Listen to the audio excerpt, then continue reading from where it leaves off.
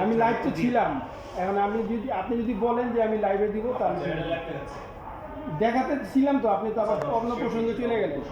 তা যারা দেখবে তারা তো আগাগোড়া বুঝবে না কিছু। আচ্ছা, আপনি যদি বলেন যে কন্টিনিউ বলবেন, আপনার মূল কথাটা সংক্ষেপে বলবেন। জি, তাহলে আপনি লাইভটাই থাকেন, ঠিক আছে, উত্তরটা পরে দিন। জি, আপনার নাম পরিচয়টা দিয়ে একটু বলবেন স্যার, বিষয়টা কি? জি বলেন বলেন বলেন। আমি মোহাম্মদ স্যার, ঢাকা ওপেন ম্যাগাজিনের founder chief editor. Dhaka open magazine একটা আয়োজন করেছে, সেটা বাংলাদেশ নির্বাচন কমিশনের ব্যবস্থা নিয়ে। তো আমরা জানি যে বাংলাদেশ নির্বাচন কমিশন ব্যবস্থা নিয়ে ব্যাপক ঝামেলা আছে। একদল চাচ্ছে যে দলীয় সভাপতি নির্বাচন, আরেকদল চাচ্ছে নির্দলীয় সভাপতি নির্বাচন। বাংলাদেশ হয়েছে হচ্ছে 12টা নির্বাচনের মধ্যে 8টা নির্বাচন হয়েছে দলীয় সভাপতি আর 4টা হয়েছে নির্দলীয় সভাপতি।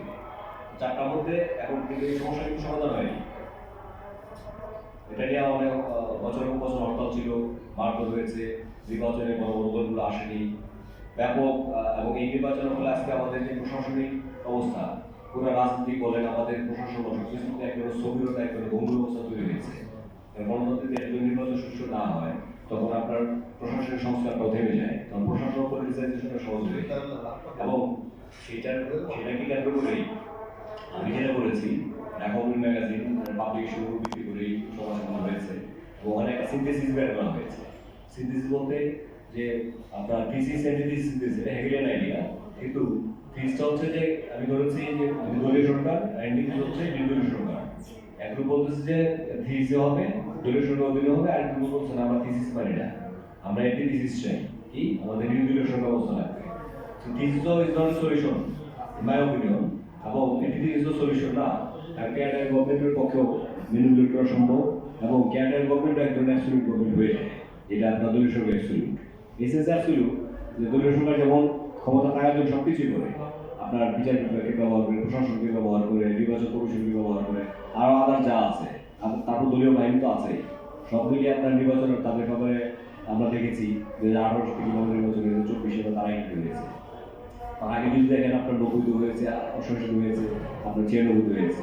দলীয় সরকার আসলে শুধু আওয়ামী লীগ করবেন না, সব গভর্নমেন্ট দলীয় সরকার যখন থাকবে তখন সে আসলে একটা অ্যাবসলিউটিজমে চলে যায়।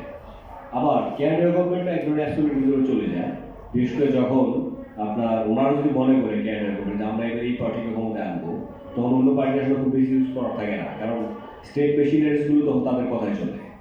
সো এই দুইটা absolute is not a solution, দুইটা ওয়ান সাইডেড।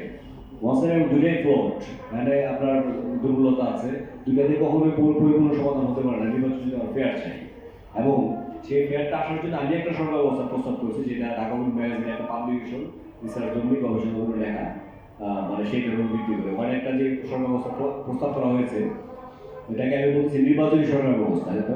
সিনথেসিস, যেহেতু আপনার দলীয় সরকার সুশৃঙ্খল দিতে পারছে না, নির্দলীয় সরকার অনেকটা পারলো, অনেকে পারে নাই। যেমন 2001 নির্বাচন নিয়ে আমাদের একটু সমালোচনা আছে, 2008 নির্বাচনের সমালোচনা আছে, কিন্তু 96 আর 91 নির্বাচন নিয়ে মানে খুব একটা প্রশ্ন কিছু নাই। এই পর্যন্ত সবচেয়ে ভালো নির্বাচন হয়তো এই দুইটা হয়েছে। 91 সালের যে নির্বাচনটা সাউদ সাহেবের আমলে হয়েছে, আপনার পরে যেই আপনার 96 সালে যে ক্যাডার গভর্নমেন্ট কনস্টিটিউশনালাইজ করার পরে যে নির্বাচনটা হয়েছে সেটা। এখন বাকি নির্বাচনগুলো কাছাকাছি হয়েছে। 2001 নির্বাচন প্রশমিত হলেও আপনার দলীয় সরকার যে কোনো নির্বাচন থেকে ভালো নির্বাচন। 2008 নির্বাচন প্রশমিত হলেও যে কোনো নির্বাচন দলীয় নির্বাচন থেকে ভালো নির্বাচন হয়তো বা। এখন তো এই যে ওদের অ্যাবসলিউটের সুযোগ আছে যেহেতু, তাহলে থিসিস হচ্ছে না। সিনথেসিস একটা ফর্ম করেছি, সেই সরকার ব্যবস্থা নিয়ে আসলে এখানে সংবাদ অ্যারেঞ্জ করা হয়েছে। এখন যদি কোনো প্রশ্ন থাকে নিতে পারেন, এখন লাইভে আছে বলে। এখন স্যার আপনার যদি কোনো প্রশ্ন থাকে বলেন। আপনি নির্বাচনকালীন সরকার ব্যবস্থা প্রশ্ন বাংলাদেশ দেখছে। জি, আমার প্রশ্ন হচ্ছে অ্যাবসলিউটলি এটা, যে মনে করেন থানা ওসি বা ডিসি ওই নির্বাচনের সরকার উনি যদি কোনো পক্ষপাতিত্ব করে, ওইখানে প্রধান সরকার কখন ওই মুক্তি থাকবে, উনি তো ওইখানে